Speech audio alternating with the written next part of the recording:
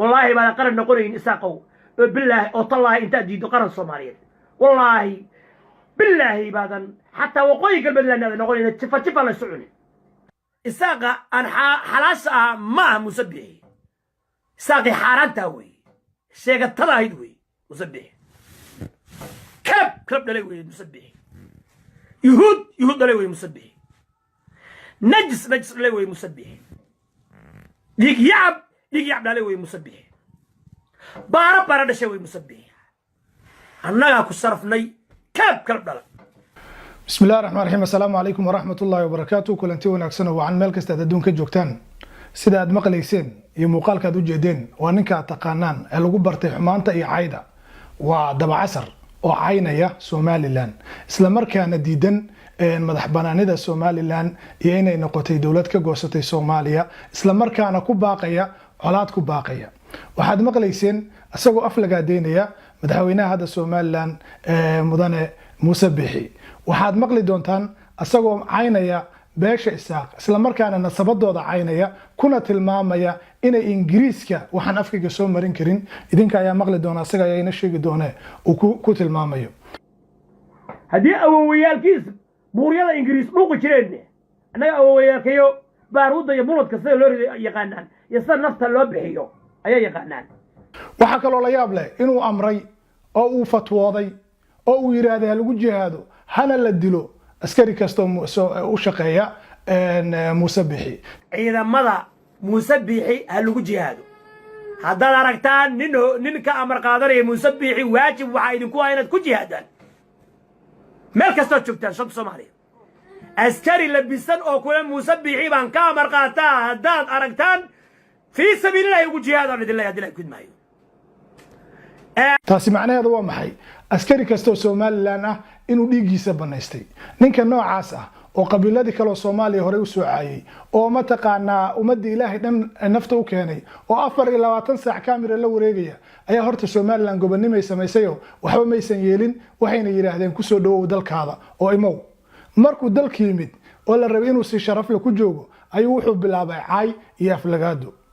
wuxuu bilaabay inuu la wareego life asagoo ka faa'iideysanaya fursadda oo dadka ku handadayo waa lagu daawanaya 4,000 baa kugu jirta 5,000 baa kugu jirta waxaan leeyahay horta dawladda Somaliland xaq waxay u leedahay cid kasta oo amnigeeda khalkhal gelisa isla markaana lid ku ah shuruucda dalka ka jirta inay gacan bira ku qabato sidoo kale waxa Somaliland aan faraya aan leeyahayna ka codsanaya ninkaas inay dhaqan celis u sameeyso oo balmiir ku soo dejiso oo waxaan laga tirtiro uu ku noqday waxa uu ku shaqeysto مدينين شقيسته ما وانا لو شقيسته waxaana runtii la oran karaa waxa dad u kaba galiyay waa la ogyahay oo ma taqaan Hargeysa ugu durbaantumay isla markaana ka dhoofay anigu shakhsiyan ma jeclay inaan qof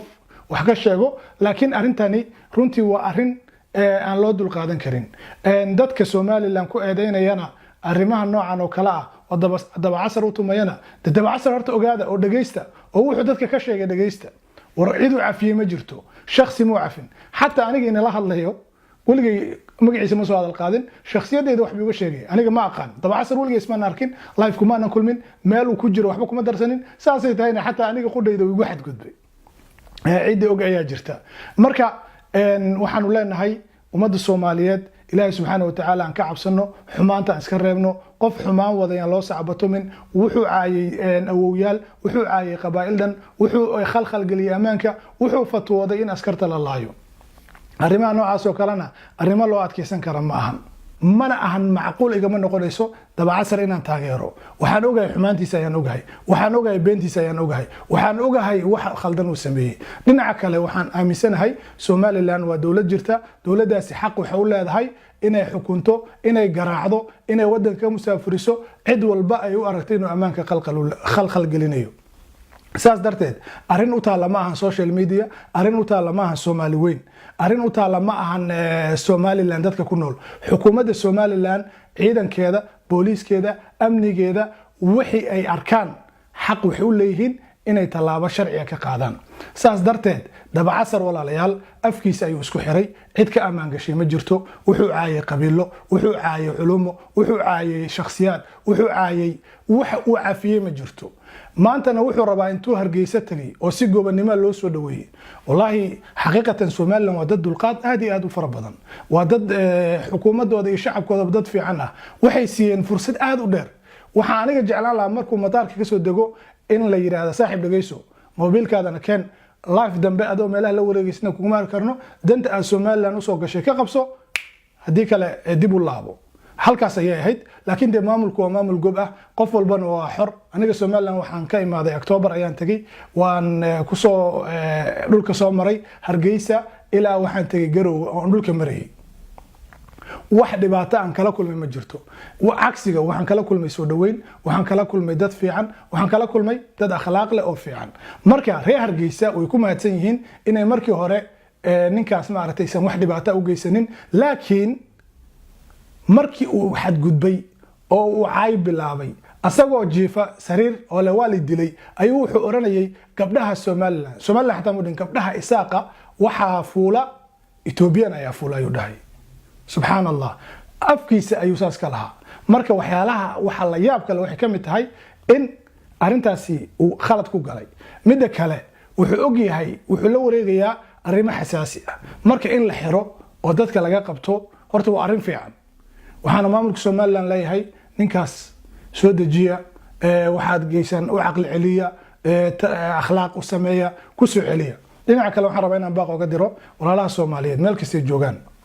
walaalayaal xilli adag ayaa lagu jiraa xumaanta ayaa fara badatay ilaahay subxaanahu wa ta'aala inaan ka cabsano adduunkan waa laga tagayaa inaan akhlaaqda wanaagsan ee islaamka aanu faafino walaalayaal akhlaaqda wanaagsan jannada ayaa lagu galaa nabiga calayhi salaatu wasalaam wuxuu leeyahay wa khaliqin naasa bi khuluqin hasan dadka waxaad kula dhaqantaa akhlaaq wanaagsan ilaahay subxaanahu wa ta'aala wuxuu leeyahay wa qulu lin naasi husna dadka wanaag u dhaha maanta walaalayaal wanaag lama sheegayo qofka xumaanta sheegay ayaa loo saacabatumaya